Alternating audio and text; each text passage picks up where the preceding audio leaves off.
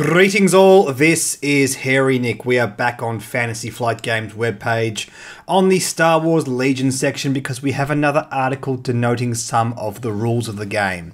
This is Boots on the Ground, a preview of the movement in Star Wars Legion. Now, before I continue on to the rest of the content in this video, I am going to quickly make an amendment on the last video I did on Star Wars Legion because we've had a bit more information come to light. And I'd just like to thank the commenters on that video because you guys helped me notice that. We actually have some more information on the unique command cards for the commanders. Now, we had all the ones for Darth Vader spoiled, or at least all of them were partially spoiled. We didn't have much information on the 1 and 2 pip command cards for Luke Skywalker. It has been pointed out to me that those were partially revealed in the Tabletop Gaming Mag over in the UK.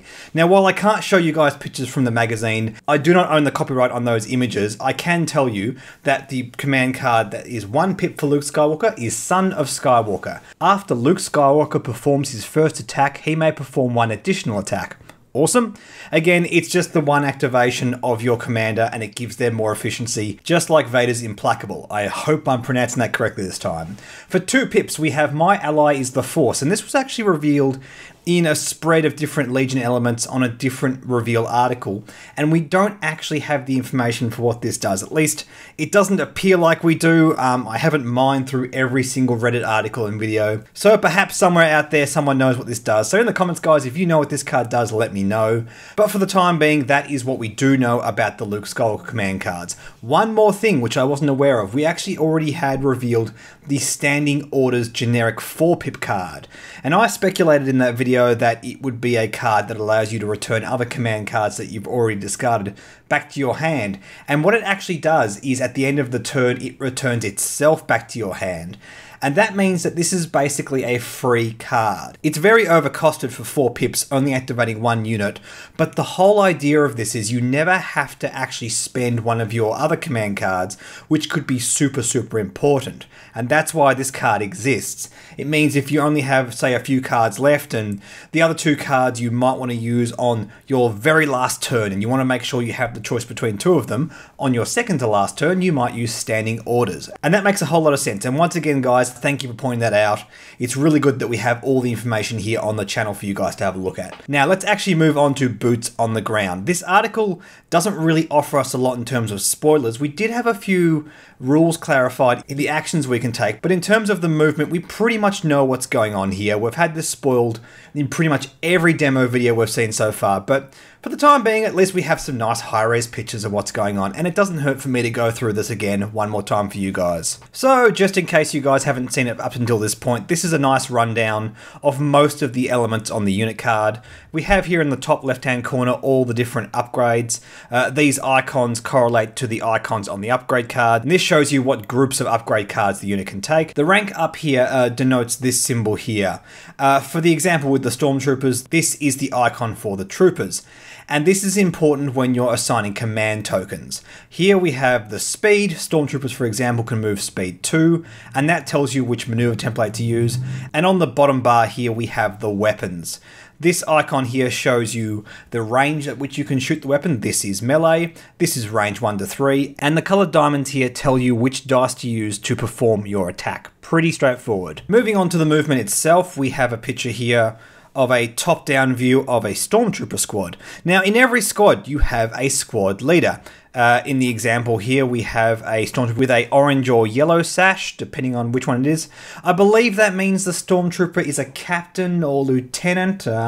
Somebody who knows more about me can answer that in the comments, no doubt. But basically, what you do is you take the corresponding maneuver template for your unit speed. In the case of Stormtroopers, it is a 2-speed template.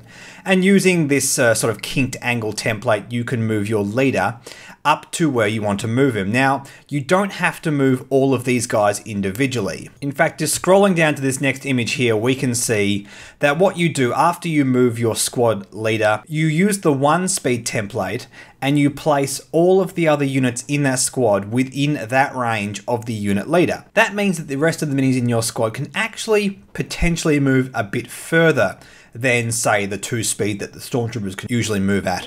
The guys at the back here, for example, have moved in front of the squad leader, and that gives them a bit more reach, whether they want to attack or whether they have to get to cover, that kind of stuff. And that offers you a little bit of an advantage. But overall, the main goal of what's going on here is keeping the whole process simple. You only have to use the maneuver template to move one mini, and moving the rest of them to within range 1 means they move in cohesion.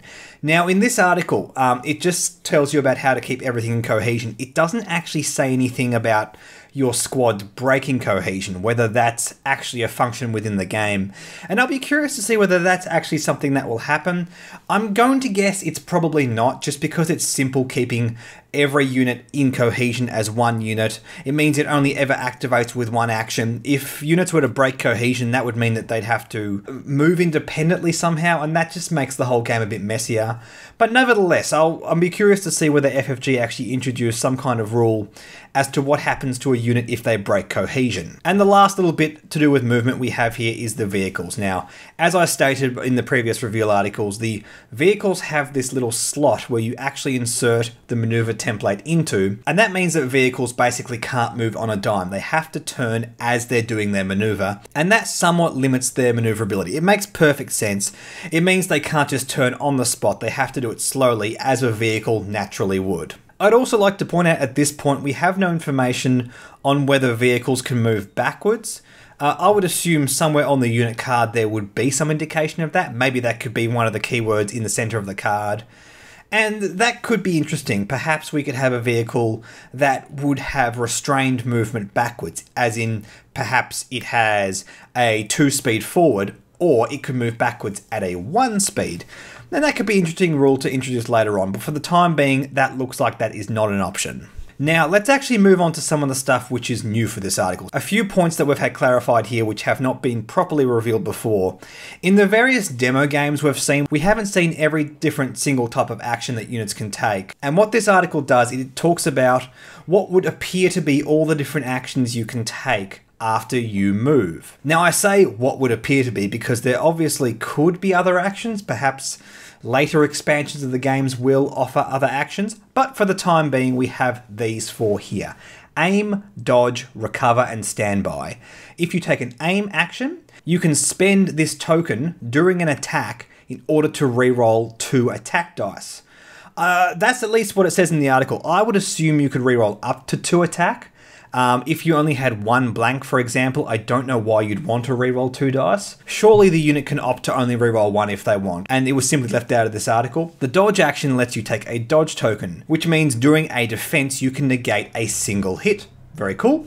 Recover allows you to remove all suppression tokens from your unit and ready all exhausted upgrade cards. Now this is interesting. We know what suppression does. Basically, after your unit suffers an attack, they suffer 1 suppression token, which limits their capability during their activation. But what's interesting about this statement is it also allows your unit to ready all exhausted upgrade cards, and this is cool. Some people are speculating on various forums. I'm seeing that maybe the force actions need to be recovered after they get exhausted, and that makes a lot of sense. Maybe certain weapons can be recharged, like thermal detonators. We don't really know at this point, and it's very interesting that we've seen this. It's basically akin to taking a discarded upgrade card in X-Wing and flipping it face up. It's that kind of thing, although this would seem to indicate that that's far more common in the game of Legion.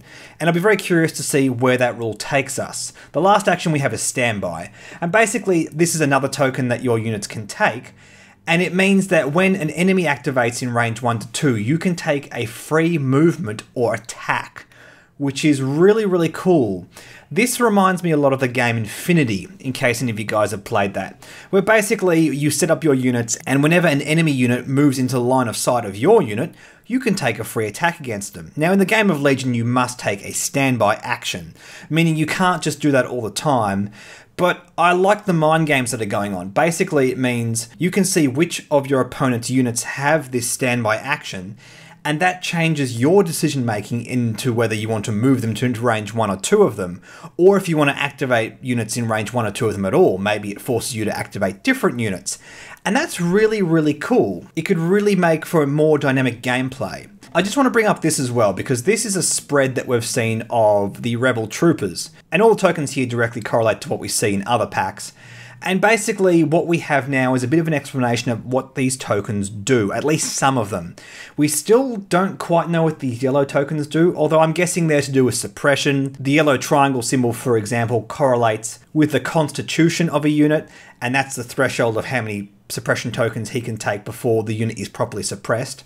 But what we do have an explanation for is these green tokens here. In the top right hand corner, we have the standby token and the two other green tokens. While it's not explicitly stated in this article, to me, I think this is pretty obvious. The one on the right is the take aim token, and the one on the left is a dodge token. Basically, all the green tokens here are tokens that you assign to your squad to give them some kind of bonus, just like we have focus and evade tokens in X-Wing. This just makes total sense, and I'm glad that some more of this spread's been explained. I'm hoping by the end of all these reveal articles, we actually have every element on this spread explained, but for the time being, it's at least nice to know we have most of it explained. And that's it for today, guys. Just a short video explaining this article. We don't have a lot more new stuff revealed. I'm really hoping, fingers crossed, that the next few articles gives us a bit more information in terms of spoilers, and I'm really hoping at this point they come out a bit more frequently. This is a full 2 weeks since the last reveal article, and I was really hoping that these would become weekly, but they might from now on. We'll see. We'll see what FFG offer us. But for the time being, guys, thanks for watching. Like and subscribe, like our Facebook page, and I will catch you in the next video.